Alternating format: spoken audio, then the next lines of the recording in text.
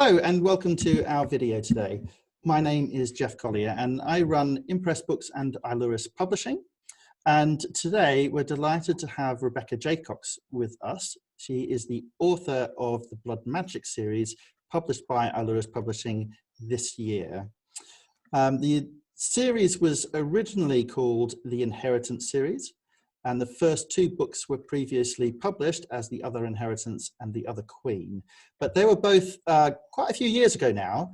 And with the third and final book in the series complete, we decided it was a good time to give the whole series really a bit of a relaunch. So they've been relaunched as the Blood Magic series. The Secret Mage went on sale last month. And was it even the month before, Rebecca? Was it? No, it was in June. It was in June, yeah, 2 months ago. It's already Wow. August. How time flies. So it was released 2 months ago, and the second book in that series, Sacrificial Mage, comes out next month now, isn't it? Yes. As we're into August. So that's exciting. So welcome, Rebecca. Thank you.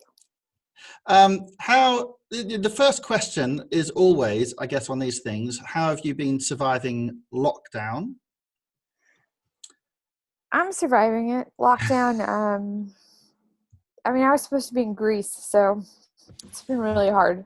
Yeah. New York summers, well, they just suck. And there's no nice way to put that. They are hot and humid, and when you can't really go anywhere to get relief because you're not comfortable. Yeah. Especially I'm pregnant now, so it's not like being around people is a really good idea for me. So it's been hard. We've gotten a lot of stuff done in our house, getting ready for the baby. So at least we had that time. But yeah. Man, I'd like to be in the sea right now. Yeah.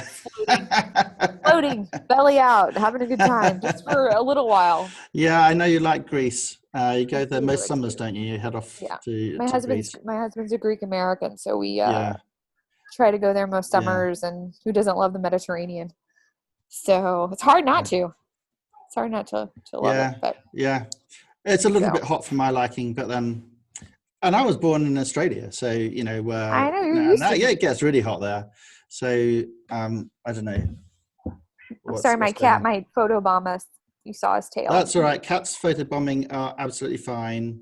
So we like cats. Our logo is a cat, so it would be appropriate. Anyway, so in New York, things got a bit scary earlier this year with COVID. New York got really scary, yes. We're doing well now. Yeah. I mean, how has that sort of being stuck indoors, has that been good or bad for writing or indifferent? You think it would be good, but COVID has caused so much anxiety. I haven't wanted to write like I should. I don't think you're alone. I think everybody's like, "Oh, you're home, you can write." I was like, "Yeah, but you're just so worried about I'm going to go to do a grocery run, and I have to go to the doctor, and I have to put on my N95, and I hope people keep their distance. That it's not really conducive to be creative." No, I mean, I think I've spoken to some authors who have found the time great to be indoors, and I found people similar to you who've just found the whole thing very stressful and very difficult to write. I think too, writing is kind of a stimulus when you go out in the world, right, and see things and get ideas, or at least have some sort of routine. But when you're like just bombarded by lockdown restrictions and rising death tolls, it's not. I mean, unless you're writing a pandemic story, it's really not. I don't know. It doesn't help fuel creativity for me anyway. No, fair enough. Okay, but you're healthy and well, you and your family? Yes, so far. That's excellent. Good. So I guess one thing, I mean, we'll talk specifically about your series, Blood Magic series, but I guess to kick things off, have you always been a writer or wanted to be a writer ever since you were like in elementary school? or Sure. is it something that's come later in life for you? I was always writing stories. I don't think I really recognized that until high school. I mean, you know, you're a little kid and you're always writing stories or doing something, you know, playing with your cats and making up worlds. But I took all these creative writing classes in high school. And I discovered I was pretty good at it, and it's kind of was in my comfort zone when I was doing that. So I guess, yeah, I've always wanted to do it. Okay. Because I've always wanted to do it. it took you a few years from creative writing classes in high school through to actually publishing your first book, The Other Inheritance, didn't it? So that was quite a long journey for you. I didn't really sit down to write the way I should have, maybe until I was 28 or 29, when I just was like, you know, it's time. Stop screwing around. Start doing something productive. I wish I could write faster. I have lots of ideas. That's sort of my goal as I've gotten older, to try to be more prolific. Not only my own, but, you know, I have a partner that I write with sometimes too, which actually is way easier than writing on your own, because you're sort of bound to them. You have a schedule with them that you can tell yourself you can miss a deadline, but you can't miss a deadline with somebody else. So I mean, I'd like to write more than I do. And I know that having a newborn probably won't help, but I've heard babies do sleep at times. So some babies sleep. I will have to add a caveat. I'm sure there'll be plenty of women who watch this. There'll be some who say, "Oh yeah, babies sleep all the time. You have loads of time." But most, I think, mums will say, "Sleep, ha." Yeah, exactly. And you're sleeping when they sleep. That's something you will dream of. Yeah. So I anticipate some difficulty writing with a newborn, but I'll do my best. So very good. So congratulations anyway on finishing the series. Yay! Yeah, it's exciting. It's exciting. I was happy. So it's all read, it's all edited. The final book comes out later this year. So we're very excited for that. Tell us a little bit about Reggie's the main protagonist. So tell us a little bit about Reggie and how she came about. How did the story come about for you? I think Reggie has a little bit of me in her. If I were that cool. She's like the person you wanted to be in high school, but you weren't. She's a bit of a rebel, and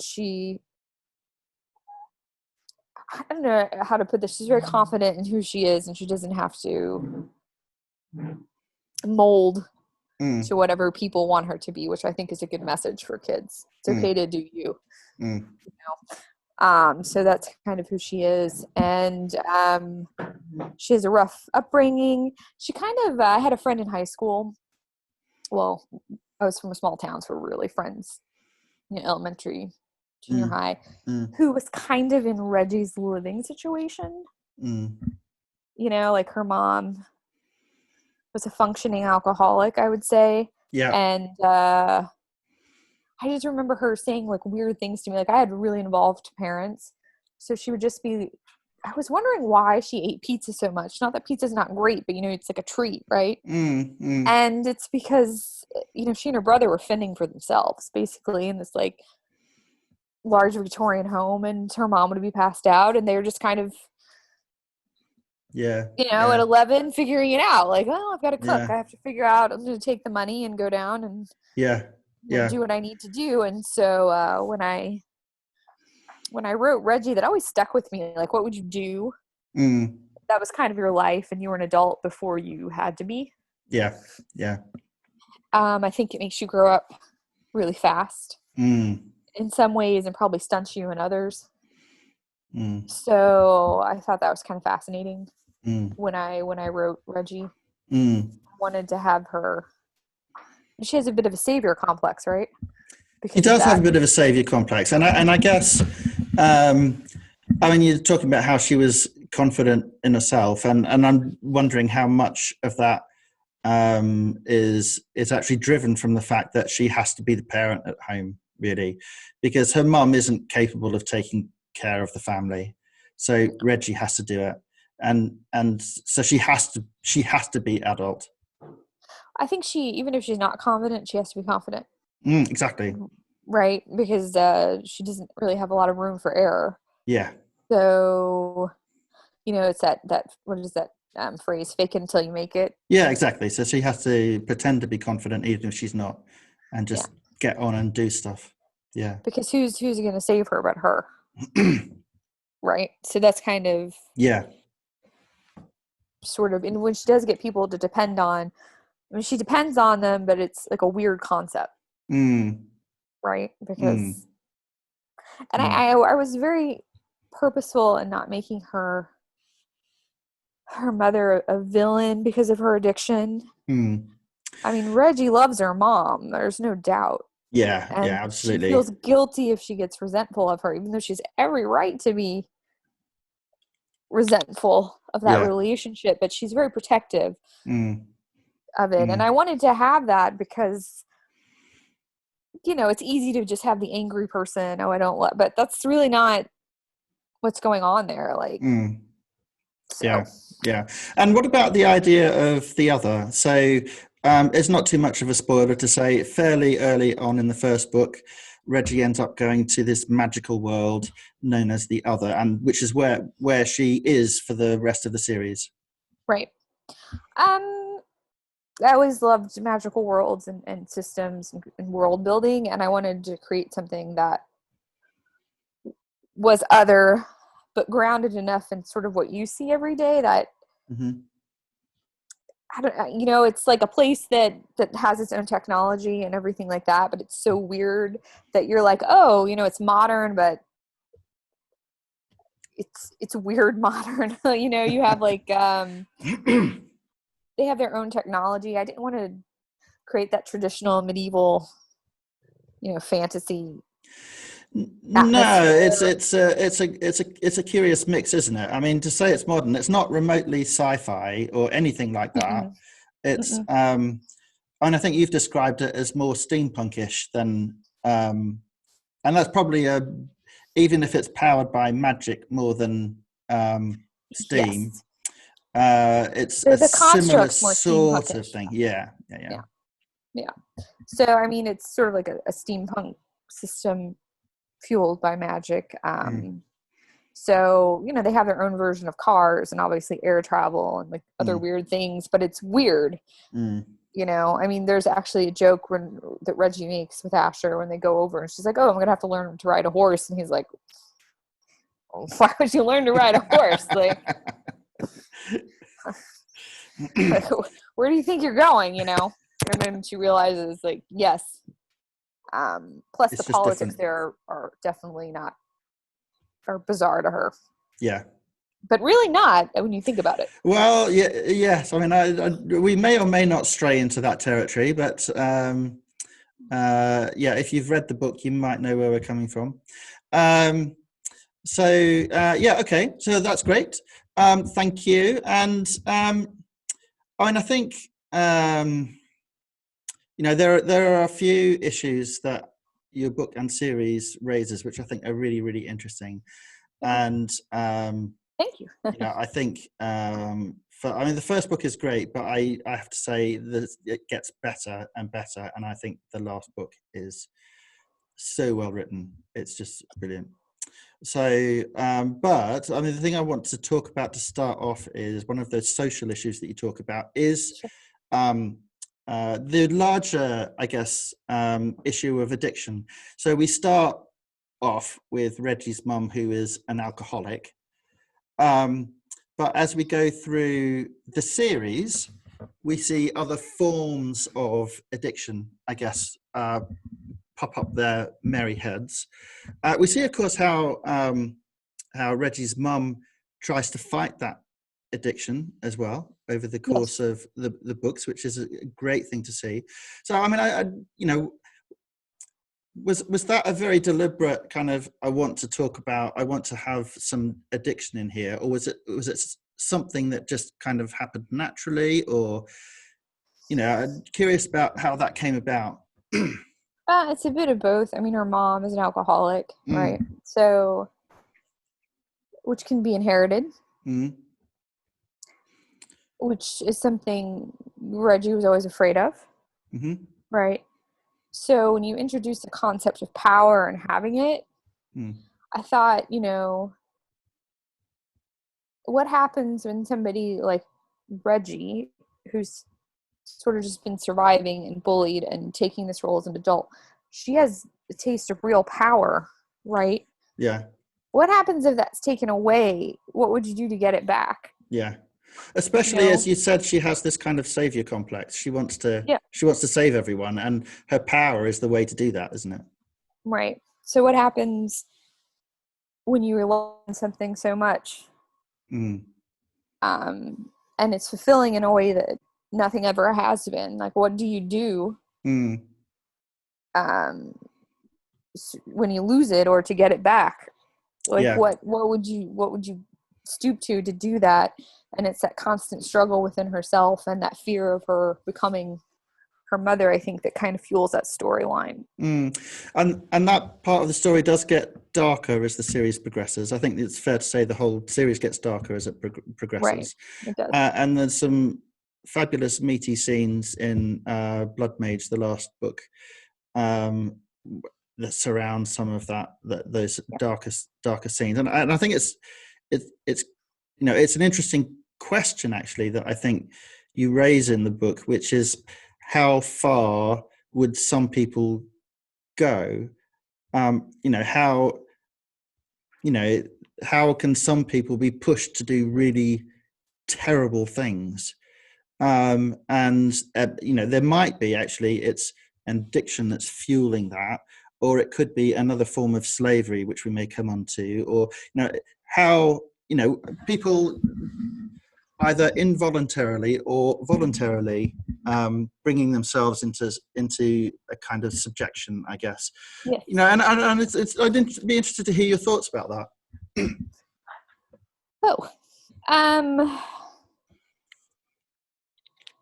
That's it. Okay. So, I mean, voluntary versus involuntary. Well, addiction? no, just about how otherwise good people can end up doing terrible things. Right. Because I think that is something that, you know, that is something that we see within your book. A lot of good people do terrible things in my book, right? In fact, sort of the main villain, the consequences of his existence really are the actions of Reggie's dad and his best friend trying to prevent a worse thing happening. And they end up creating a monster instead. And they had the best intentions. Yeah. But now they're stuck. Yeah. With sort of their decisions. Well, that's a bit different to Reggie in the last book, though, who ends up doing some things she knows are bad, but she's willing to do them. Oh, Reggie, you mean? Yeah. Yeah, she does some things that are bad, and that she's willing to do them because she thinks it serves the greater good, for sure. She makes some missteps there, but her. Oh, I've lost you. Can't hear you. No, can't hear you. That's better. I can hear something. No, now I can't hear you again. My headphones. Now I can. Yeah. Oh, you can hear me. I can hear you now. Okay. We're like a cell phone commercial that never stops. Okay. That's right. Yeah. Can you hear me? Welcome back. Thank you. We're talking to Rebecca Jaycox, author of the Blood Magic series. Thank you. So yeah, Reggie does some things thinking that the ends justify the means, and I don't think that's abnormal behavior, really. You know, especially sometimes when she's really stuck between a rock and a hard place, right?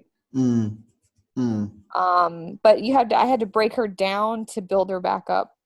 Yeah, sure. I think those are growing pains a bit as well. So, what are your thoughts about how that is maybe reflected in the world today? you see it all the time, right? Mm. Well, you also see it just in the public.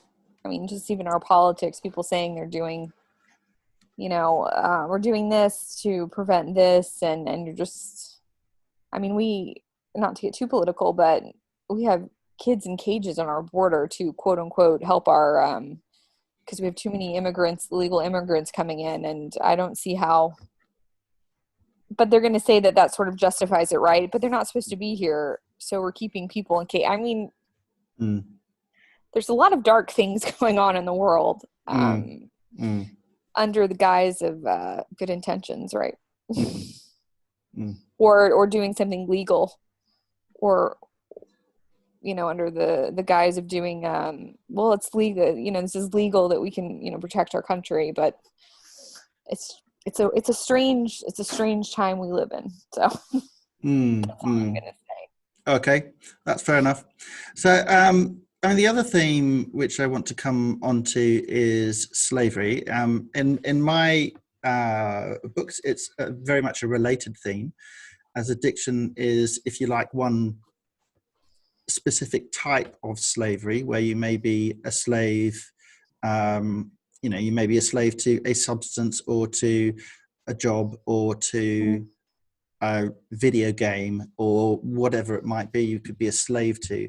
But there's also the broader issue, or the other issue, which is about being a slave, an individual being a slave of another person. Someone else who believes they own that person and will control them to do things which they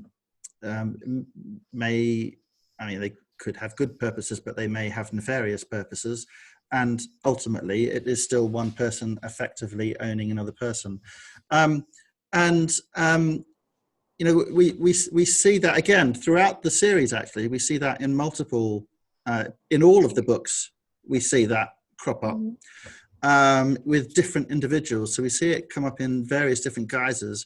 So, I mean, I'm interested again whether that was, I know in the last book it was something that you were specifically thinking about at times, but I mean, when you started out the series, was that a theme that you thought, yeah, I want to write about, slavery in this, or was it something that just kind of happened? And it was something I wanted to write about. I think it's a universal evil that everybody sort of relates to. Like, oh, this is bad. Like, if you have something like that, a theme, I mean, everybody sort of recognizes this as a terrible thing.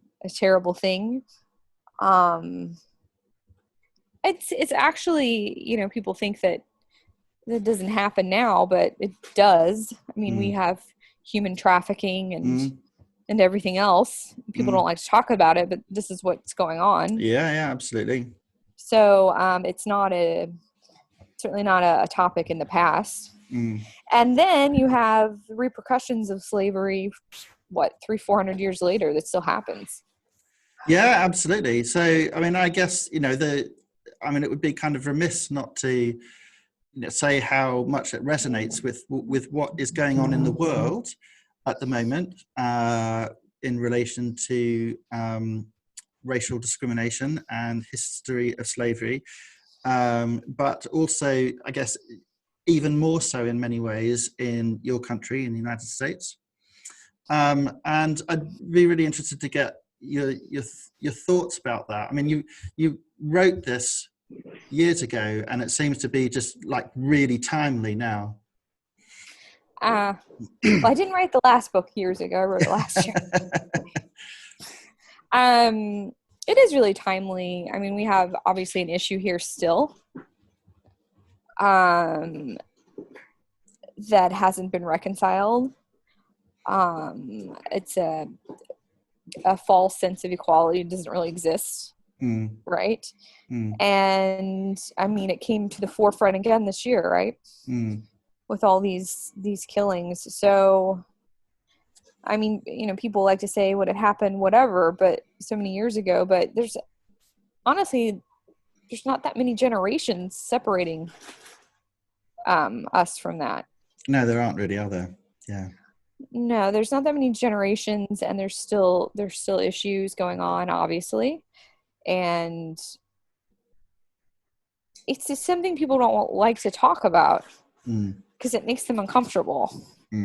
So they don't acknowledge it, and then these things happen because the fact is you have to, at some point, you have to acknowledge what's happening. You know? Yeah, I mean, I think, you know, as most people can tell from my accent, I live in the UK, and there's a thing about, you know, Britain acknowledging that, you know, it is the country that it is today, largely because of its colonial past. Of course. And some of the terrible things that it did in the name of the empire back then. And, you know, so I think we all have, certainly our Western democracies that, you know, are now historically built, favored by white people, who have, you know, we have all of these pasts which at some point need to be reckoned with. I think so. And you know, we still have that mythology here that Christopher Columbus discovered America. He never set foot in America. He wasn't a nice person at all. Yeah. But you're taught that in school, right? You're taught about these sort of European mythical figures that came and did these things that they didn't do. Yeah. It's like, just sitting here talking, it's like the people who already lived here weren't people, because obviously they didn't discover America. It's obviously Christopher Columbus. Who are already here. It's Christopher Columbus who discovered America, and it became, you know, everything it is today because of Christopher Columbus and the white people who from Europe who came across. And you know, it's and, you know, my country of birth, Australia, I mean, again, we have our own problems in relation to the indigenous population there. There's some massive problems down there, and you know, acknowledgement of actually who, you know, Britain and the Dutch and other countries didn't discover Australia. The indigenous people had been there for thousands of years. They discovered it long before any white people did. Yeah, the same thing with our Native American population here. I mean, nobody white discovered America. There was already people here. Well, I actually think it's funny that everybody puts all that emphasis on Christopher Columbus when the Vikings were here way before he was. Yeah. And they actually were in North America. Yeah, they set foot here. Yeah. They didn't stop at the Caribbean. Hundreds of years before they were actually on the mainland of North America. And it's really fascinating, and it's also fascinating that until recently, until George Floyd and everything, you still had the Confederate flag in some of these state flags, which, when people say it's a freedom of speech or whatever, but you know, the truth is, when did the losing side get to have statues or flags? People who lose the war don't get to do that, right? Well, I think there's another philosophical question about that. I mean, generally through history, you get wiped from history, and everything is about the winners. Yeah. You know, there's a question over whether that is the right thing to do or not. But yes, I mean, the Confederate flag for many white Americans represents an important part of the country's history. And in many states is an important part of their state's history, which fills them with some patriotism. Whilst for non-whites, it remains a symbol of oppression and slavery and hatred and racial divide. I'm interested that it fills them with patriotism, because for what? For a nation that failed? That doesn't exist? You know what I mean? It's just like a strange concept. Well, carry on. No, well, I'm from Missouri, which is Midwestern, but we were a slave state, actually. We came in as a slave state, so we have a lot of Southern tendencies. So I wasn't quite raised in that deep South kind of atmosphere. Mm. But I just, again, like, you're flying a flag of a nation that you wanted to break away from the United States to form your own. It's like, to me, it's like a weird concept. This makes you feel, patriotic or proud. I don't understand it. No, I don't understand it either, but I mean, I know, and I'm not trying to put anybody down. I know plenty of people who either live in or have lived in various southern states, and my older sister who lives in the Rocky Mountains says that the most patriotic people she's ever met are Texans, and they're obviously very much a southern state. They didn't necessarily have the plantations with the Confederate armies, but they're still a southern state, and it is a curious juxtaposition, really. Texas is a weird place, though, because they wanted to be their own country too. Yeah, for a while, because they were. I think their motto is, "You need us, we don't need you." We're Texans, we don't need you. So there are southern state for sure, but they're not. To me, they've always been like a strange kind of. They're not like. Okay, fair enough. Not like Alabama. Yeah, fair enough. You know what I mean? Yeah. They're more like, I don't need any of you. You wanted to be the Confederate staff. We wanted to be by ourselves. Remember the Alamo? Like, we wanted to be by ourselves. We didn't want to need you at all. So the U.S. is kind of weird that way. Yeah, fair enough. Well, we're all weird in our own ways, aren't we? We're all weird. It's true. Yeah. So, and I think I live in New York, and it's a bit of a bubble compared to the rest of the country, I think. Sometimes. Yeah, I think, and I think if you over here, it would be the equivalent of if you live in London. It's kind of, London is almost its own little country, with the rest of the country actually outside it, which has a very different economics and very different life in many ways to the way London functions. And I love London. It reminded me of New York a lot, actually. London is a fabulous city. I mean, it's too busy for my liking.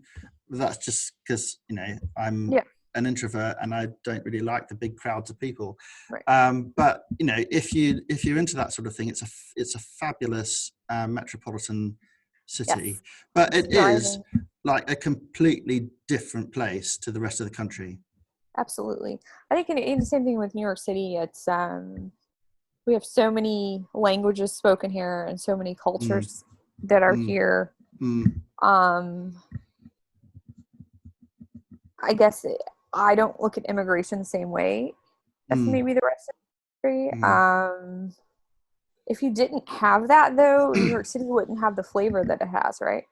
No, exactly. And I think London is the same. I mean, one of the things I like to do when I'm back in the old days, pre-pandemic, when I used to go to London once in a while, one of the things I used to like to do is just look at the various different restaurants that I would pass down the street and see how many different countries and different cuisines I never knew existed. That there's a restaurant devoted to Turkish burritos or whatever, or something really weird. And like, hey, that's a thing. And there's a restaurant related to that, and I love doing that. Same thing in New York. You have that same. You go by all these restaurants, and you're like, oh, I can literally get whatever I want here. Some culture is cooking that, and I'm gonna go try it. And I felt the same way in London, actually, and it was the best Indian food I've ever had. But I've never been to India, so. Well, yeah. I mean, Britain is a place of Indian food. We have lots of Indian food in this country. Amazing. It's amazing. But I got that feeling in London. I actually like London a bit more than New York, but mostly because I like really old places. I like old cities and that feel. But it's the same way here. So I think that when you grew up in an area like this, or you've lived there for a long time like me, you just don't look at things the same way as maybe other parts of the country who don't have that influx. of people and aren't used to it. And, I mean, but that is the American dream, right? We are a nation of immigrants, but I think, especially in certain areas, if that's not in your face, quote unquote, or you're just not around that, you just grew up thinking about it differently. If that makes any sort of sense. It does. I mean, I think how and where you grow up has a massive impact in terms of some of your fundamental beliefs about society and people, and all of those things. From. Yeah, I think you're right.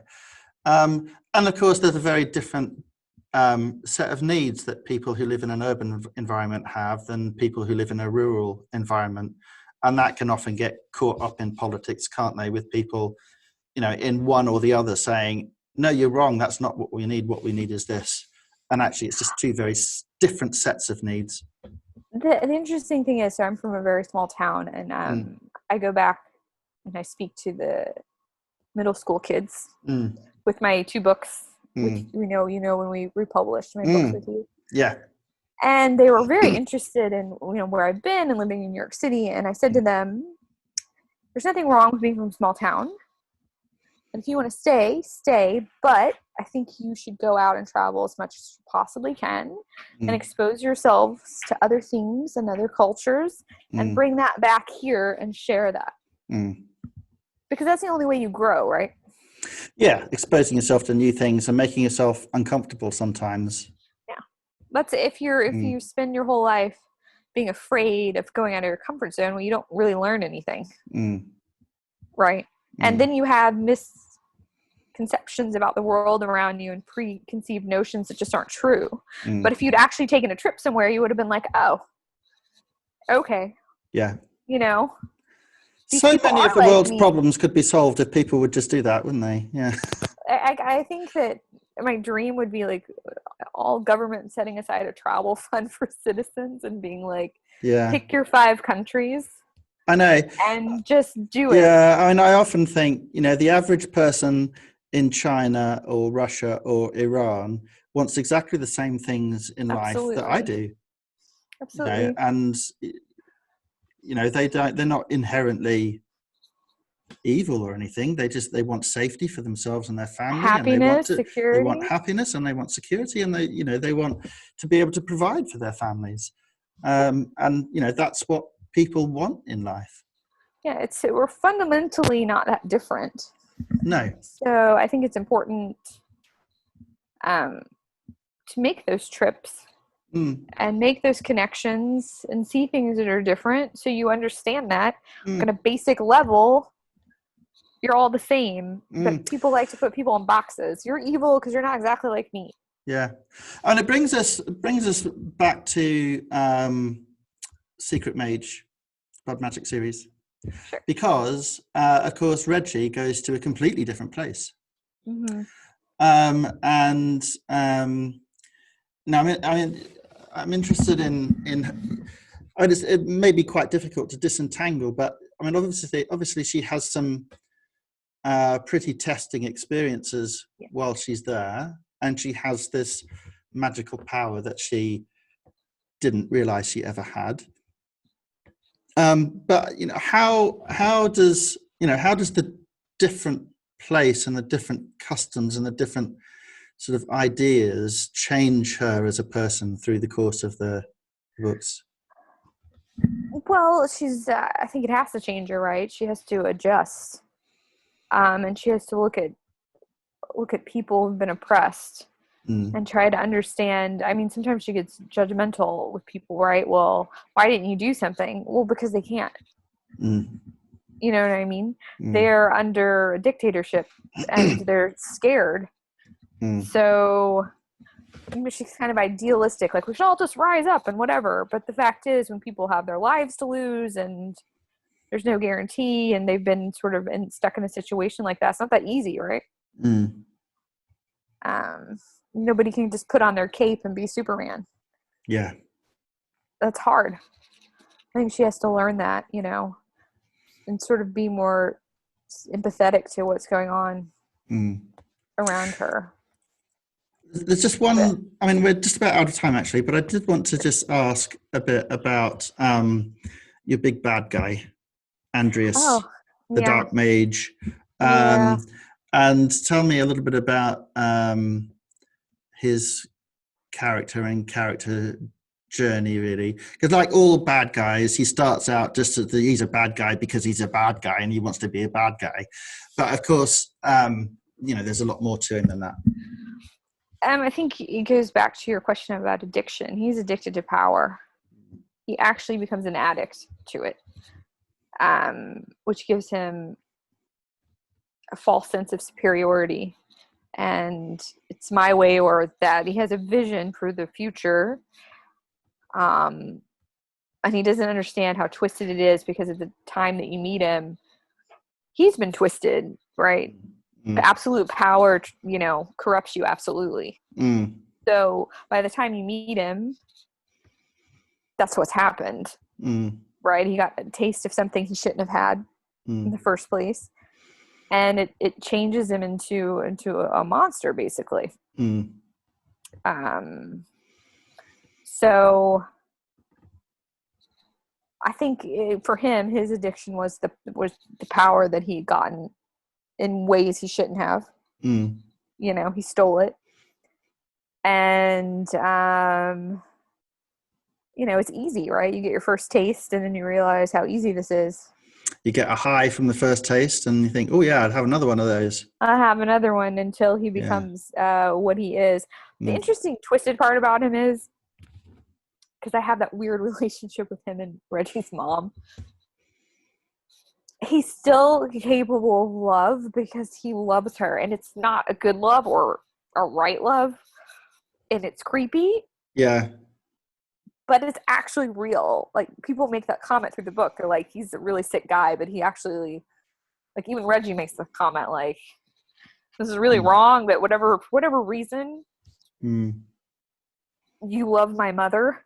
I thought that was kind of important because it is wrong. It's wrong on every level. But to him, you know, he's still capable of that in his own monstrous kind of way, right? Does that make sense? It does make sense, yeah. And as we get to the end of the series, some people recover, if you like, from their redeemed from their addictions, while others may not be. Right. I love the last book. I love the last book. It was my favorite book. It was, I took a bit more chances in it. I make a sort of secondary villain into an ally. He was a fun character. He was an accidental character, and he was really fun. But I like that. That's all I'm going to say. I love the last book. I hope everybody does and finds it a satisfactory conclusion to the series. Yep. Excellent. Well, thank you very much. Thanks, Jeff. I'm sure anyone who reads it will find it a very satisfactory conclusion to the series. What is a very good series. So thank you very much for your time again, Rebecca.